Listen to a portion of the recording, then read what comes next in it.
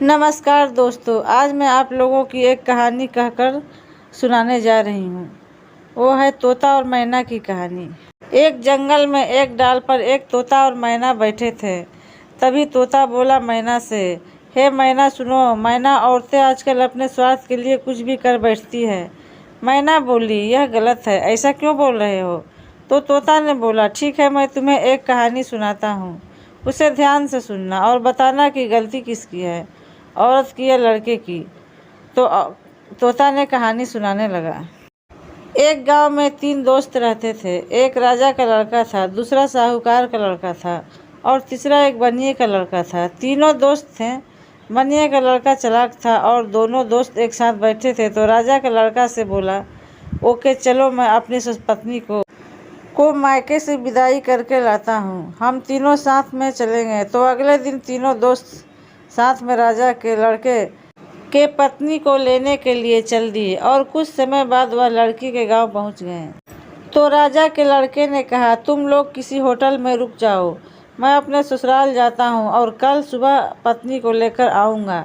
यह बोलकर राजा का लड़का अपने ससुराल चला गया और दोनों दोस्त होटल की तलाश में जाने लगे। कुछ दूरी पर उन्हें पुराना मकान दिखाई दिया। लग रहा था यहाँ खाने की व्यवस्था है। उन दोनों ने उस मकान को पाप गए। उस मकान के पास एक बूढ़ी औरत खड़ी थी और रो रही थी। उन दोनों ने उसके पास गए और पूछा कि हमें रात गुजारने के लिए एक कमरा चाहिए। बूढ़ी औरत ने कहा, यहाँ मत रुको, मौत का घर है। तो भी साहूकार का लड़का अंदर एक खूबसूरत लड़की को देखा और उस पर मोहित हो गया और उसने बनिए के लड़के से बोला कि हमें इस लड़के से मिलवा दो। बनिए के लड़के ने उस औरत से पूछा कि यह कौन है? वह औरत ने बताया, एक वेश्या है, जो इसके पास जाता है वह जिंदा बचकर नहीं जाता है, वह एक नागिन है। यह कहकर औरत चली गई। तो बनिया का लड़का नहीं, कुछ उपाय लगाकर साहूकार के लड़के को उस वेश्या के पास जाने का रास्ता बनाया और साहूकार का लड़का उस वेश्या के पास चला गया।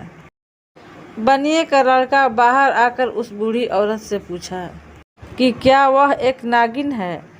औरतों ने बताया कि तुम्हारा दोस्त अब नहीं बचेगा। यह बात सुनते ही बनिए का लड़का घबरा गया और अपना तलवार लेकर उस रूम में जा बैठा जहाँ दोनों लोग सो रहे थे और वह नागिन का इंतजार करने लगा। जैसे ही आधी रात हुई तो उसने देखा कि एक नागिन उसके दोस्त की तरफ आ रही है।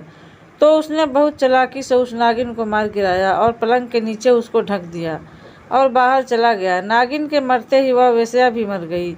बनिए का लड़का जैसे ही बाहर आया, उसने एक सुंदर औरत को जंगल की तरफ जाते देखा तो उसने उस औरत का पीछा किया।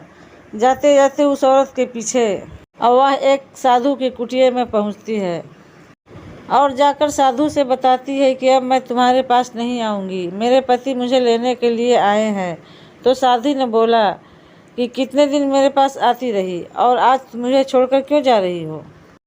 साधु ने लड़की के नाक काटते ही लड़की जोर जोर से चिल्लाते हुए अपने घर भाग गई। यह देख बनिया का लड़का को गुस्सा आया और अपने तलवार से उस साधु का गला काट दिया। उधर बाद लड़के अपने घर जाकर सोचने लगी कि अब मैं घर वालों को मैं कैसे बताऊंगी कि मेरी नाक साधु ने काट दी। कुछ समय सोचने के बाद उसने राजा के लड़के को फंसाने के लिए सोचा और बरामदे में आकर जोर जोर से चिल्लाने लगी। तभी सभी लोग जग गए और पूछा कि यह कैसे हुआ है? तो उसने बोला कि राजा के लड़के ने नाक काट दिया। यह कहकर वे चोर चले गए। यह सुनकर बनिए का लड़का घबरा गया और मंदिर के अंदर जाकर छुप गया। तभी कुछ समय बाद वे चारों चोर राजा के लड़के को बांधक बनाकर लेकर आते हैं और उस मंदिर में रुकते हैं और बोलते हैं कि आज तो देवी माँ प्रसन्न हो जाएगी। वे लोग एक चोर को कहते हैं, लेकर जा इसको अंदर और बलि चढ़ाकर आ। तो एक चोर उस लड़की को लेकर अंदर जाता है और जैसे ही वह लड़की को बलि चढ़ाने के लिए आगे बढ़ता है, तभी बनिए का लड़का उसका सर धड़ से अलग कर देता है और लड़की को एक किनारे छुपा देता है। और देर हो जाने के बाद वह दूसरा चोर आता है तो उसको भी बनिए का लड़का मार देता है। बारी बारी करके सबको मार देता है। तभी राजा बनिए के लड़के को बंधक बनाकर अपने दरबार में उपस्थित होने की बात कहते हैं। दरबार में जाने के बाद वह देखता है कि उसके दोनों दोस्त भी उसी दरबार में बंधक बनकर लाए गए थे। उसके बाद राजा सुनवाई शुरू हुई है तो सबसे पहले साहूकार के लड़के से पूछा जाता है, तुमने उस वेश्या को क्यों मारा? तो साहूकार का लड़का कुछ नहीं बोलता है। तभी बनिए का लड़का कहता है, मुझे पता है। वह राजा से बोलता है कि वह वेश्या एक नागिन थी। मैंने उस नागिन से अपने दोस्त को बचाने के लिए उस नागिन को मारा और साथ में वेश्या भी मर गई। यकीन न हो तो अपने सैनिक को भेजकर पता कीजिए। नागिन को पलंग के नीचे ढक कर रखा हूँ। सैनिक जाकर पता करके आते हैं तो बात सही निकली। तो साहूकार के लड़के को छोड़ दिया जाता है। फिर उसके बाद राजा के लड़के को लाया गया और पूछा गया कि तुमने अपनी पत्नी को नाक क्यों काटा? तो वह भी सोच में पड़ गया। तभी बनिए का लड़का बाकी दोनों दोस्त भी अपना सफाई पेश करके बच निकले। तो दोस्तों, ये हमारी कहानी कैसी लगी? अगर अच्छा लगा तो हमारी वीडियो को लाइक ज़रूर कर देना। चैनल पर नए हो तो सब्सक्राइब ज़रूर कर देना दोस्तों। Thank you.